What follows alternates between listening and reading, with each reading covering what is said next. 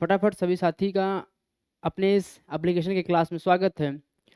मैं राज पांडे स्वागत करता हूं अपने इस रीजनिंग की चैप्टर वाइज क्लास में, जहां हम एप्लीकेशन पर बात कर रहे हैं कैसे आप अपने प्रश्न को किस तरीके से अपने आप को निखार सकते हैं प्रैक्टिस करके। बाय द वे, हमारी इस क्लास का मेन मोटिव यही है कि आपको प्रैक्टिस सेट में प्रॉब्लम ना हो। प्रैक्टिस सेट मतलब हमने जो पढ़ा है, क्या पढ़ेंगे अभी हम, ये आज का जो हमारा टॉपिक है ना, वो चैप्टर वाइज है। चैप्टर वाइज में कौन सा है? कैलेंडर का है। कैलेंडर का आपको दिख रहा हो, किसका है? कैलेंडर का है। तो ये क्लासेस उन सभी साथियों के लिए बहुत बहुत बहुत ज़रूरी है जो तैयारी कर रहे हैं कंपटीशन की, और कंपटीशन में आपका अभी चैप्टर नहीं ख़त्म हो पाया है। तो चैप्टर हम साथ लेके चलेंगे और साथ बने रहेंगे जितने भी साथी हमारे हैं। तो सभी प्यारे साथियों का अपने इस एप्लीकेशन के क्लास में स्वागत है। अपने सेशन को स्टार्ट करते हैं। हम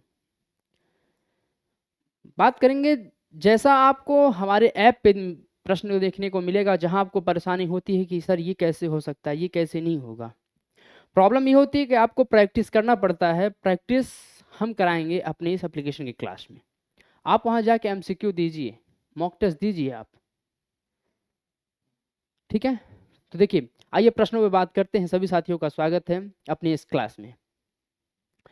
देखिए, प्रश्नों को समझ के प्रश्न के अकॉर्डिंग उत्तर देना हमें। अब ये नहीं कि आप प्रश्न देखें फिर तुरंत जल्दबाजी में, नहीं नहीं, आराम से तल्लीनता के साथ। मैंने बार बार आपसे कहा भी है। तो जरा बताइएगा प्रश्न का उत्तर क्या होगा। कहा यदि 31 जनवरी 2022 को सोमवार था तो 100 वर्ष पूर्व इसी तिथि को कौन सा दिन था। मतलब 100 वर्ष पूर्व इसी तिथि को कौन सा दिन था। पूरा आपको परेशान होने की जरूरत नहीं है। पूरा आपको व्याख्या के साथ किस किस प्रकार से प्रश्न हो सकते हैं सब पे बात करते हुए चलेंगे प्यारे साथी।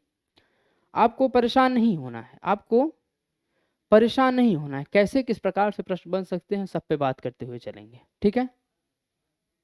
ठीक है ना। देखिए प्रश्न, देखिए क्या बोला है उसने, क्या बोला है प्रश्न में, पहले समझिएगा बात को। उसने यही बोला ना कि 31 जनवरी 2022 को। अगर मेरा बताना अगर उचित लगे साथियों ना,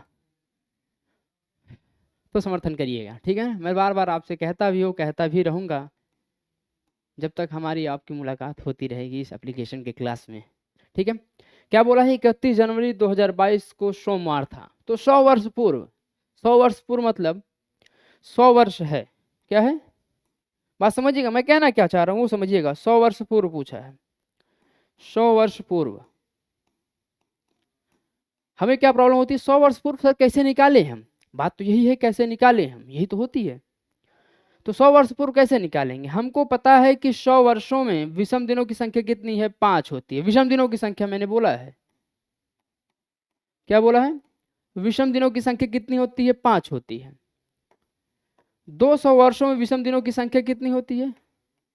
आज नोट कर लीजिएगा, इसीलिए हम ये क्लास आपके लिए लेकर आए हैं। आपके लिए बहुत बहुत इंपॉर्टेंट, जो चैप्टर वाइज पढ़ना चाहते हैं अपने इस क्लास में, जितने भी साथी उपस्थित हैं। क्या है? 200 वर्षों में विषम दिनों की संख्या कितनी होती है? 3 विषम दिन होते हैं। इसीलिए हम आपको इस तरीके से लिख के बता रहे हैं ताकि आपको प्रॉब्लम ना हो इस प्रकार के प्रश्न लगाने में। 300 वर्षों में विषम दिनों की संख्या कितनी होती है? 300 वर्षों में विषम दिनों की संख्या होती है 1 होती है। और 400 वर्षों में विषम दिनों की संख्या होती है 0 होती है। क्या होती है? 0 और डेज होता है ना। 0 और डेज होता है। बस अगर आप इतना समझ गए ना, बस इसी को आपको समझना। इसीलिए हम आपको पूरा व्याख्या सहित बता रहे हैं ताकि आपको प्रॉब्लम ना हो, आपको प्रॉब्लम ना हो, ठीक है। अगर यहां तक नहीं समझ में आ रहा, अभी से अंदर डीप जाके वो बताएंगे कैसे हम 5 विषम दिन लेकर आए, उस पर बात करें। बात करते हैं अभी, बात करते हैं अभी। अब देखिए 100 वर्षों में 5 विषम दिन पूछा है ना। 100 वर्षों में कितना है? 5 विषम दिन। उसने पूछा 500 वर्षों पूर्व पूछा है। 100 वर्ष पूर्व इसी तिथि को कौन सा दिन था, यही पूछा है उसने। तो क्या करेंगे हम? 5 दिन इसमें घटा देंगे, 5 दिन इसी में घटा देंगे या 2 दिन जोड़ देंगे। यही इसका मेथड होता है। क्या करेंगे? 5 दिन घटा देंगे या 2 दिन जोड़ देंगे, दोनों को जोड़ेंगे 7 आएगा, 7 आएगा। 2 दिन जोड़ दीजिए, सबसे इजी रहेगा। क्या हो जाएगा? सोमवार, मंगलवार, बुधवार। तो इस तिथि को कौन सा दिन होगा? बुधवार होगा। 100 वर्ष पूर्व इसी तिथि को बुधवार होगा। साथियों समझ में आया कि नहीं? अभी प्रॉब्लम आपको होगी कि सर आपने यहाँ 5 विषम दिन कैसे लेकर आया। मेन मुद्दा ये है, अहम बात तो यही है कि सर आपने 5 कैसे लेकर आए। चलिए उस पर बात करते हैं। अभी बुधवार हमारा करेक्ट हो गया बी। अब हम किस पे बात करेंगे कि हमारा 5 आया कैसे। एक बात समझिएगा आप, हमको एक चीज पता है कि हमारे कैलेंडर में, कैलेंडर की बात करेंगे तो काफी ज्यादा हो जाएगा। जहां हम बात कर रहे हैं अपने प्रश्नों के अकॉर्डिंग बात करेंगे, ठीक है। देखिए बात समझिए, 100 वर्षों में अगर हम बात करें, इसको हम 4 से भाग देंगे। क्यों? क्योंकि अभी हमको लीप ईयर निकालना है। लीप ईयर निकालने कितनी बार जाएगा? 25 बार। लेकिन ये पूरा 25 बार नहीं जाके 24 बार जाता है। क्यों? क्योंकि यह एक लीप वर्ष नहीं है, शताब्दी लीप वर्ष नहीं है। शताब्दी लीप वर्ष होता तो वह 400 से कटता, 400 से कटता, ठीक है। तो ये 25 ना कितना हो जाता है? 24 हो जाता है। 24 हो गया। इनमें दिनों की संख्या कितनी होती है? 2 होती है। कैसे?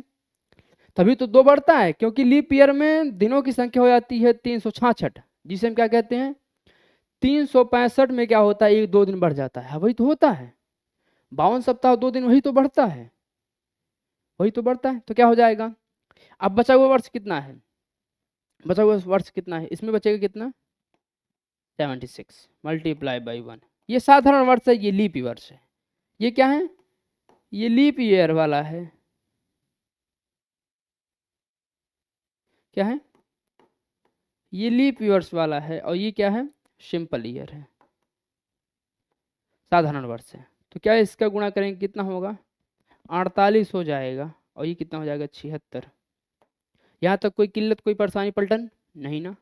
8 6 14 का 4 हो जाएगा, 7 4 11 1 12। 124 को अगर आप 7 से भाग दें, क्यों? क्योंकि हमने अभी आपको बताया विषम दिन प्राप्त करना है, ना कि लीप ईयर प्राप्त करना है हमें। जाएगा, एक बार जाएगा, कितना बचेगा यहाँ पे? 7 बचेगा। यहाँ कितना बचेगा? 5। यहाँ बचेगा 4। तो 7 7 49। अब बताइए विषम दिनों की संख्या कितनी बची है? विषम दिनों की संख्या बची है 5। इसीलिए हमने कहा कि 100 वर्षों में विषम दिनों की संख्या कितनी होगी? 100 वर्षों में विषम दिनों की संख्या 5 होगी। अगर हम 200 वर्षों की बात करें, बात समझिएगा, अरे नोट कर लो भाई, नोट कर लो इसको। 200 वर्षों में विषम दिनों की संख्या कितनी होगी? 3। वो कैसे होगा? 5, फिर 100 वर्ष कितने हो जाएंगे? 5 5 10।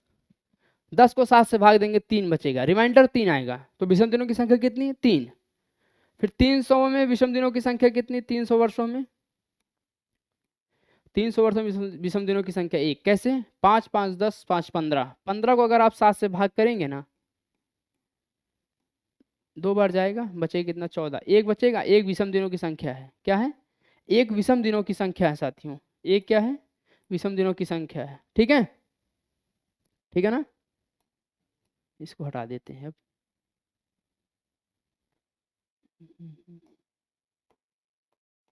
ठीक है ना? अब 400 वर्षों की बात करेंगे। 400 वर्षों में 0 कैसे हो जाता है? एक बात समझिएगा, हर चौथा वर्ष क्या होता है? लीप ईयर होता है। हर चौथा वर्ष क्या होता है? लीप ईयर होता है। अगर हम 400 को 400 से क्या करेंगे? देखिए 5 इसमें भी, पहला 5, दूसरा 5, तीसरा 5 और चौथा 5, इन दोनों को ऐड करेंगे, कितना हो जाएगा? हो जाएगा 20। लेकिन चौथा वर्ष क्या है? एक लीप वर्ष है। क्या है? सेंचुरी लीप ईयर है। सेंचुरी लीप ईयर है तो क्या हो? एक और ऐड हो जाएगा, जो कि 21 हो जाएगा। 21 को 7 से भाग देंगे जब हम, तो कितना बचेगा? यहाँ पे 0 बचेगा। इसीलिए हम 400 वर्षों में 0 देते हैं। तो समझ में आया आज का ये टॉपिक? ये प्रश्न अब आपको प्रॉब्लम नहीं होगी, नहीं होनी चाहिए, नहीं होनी चाहिए। ठीक है।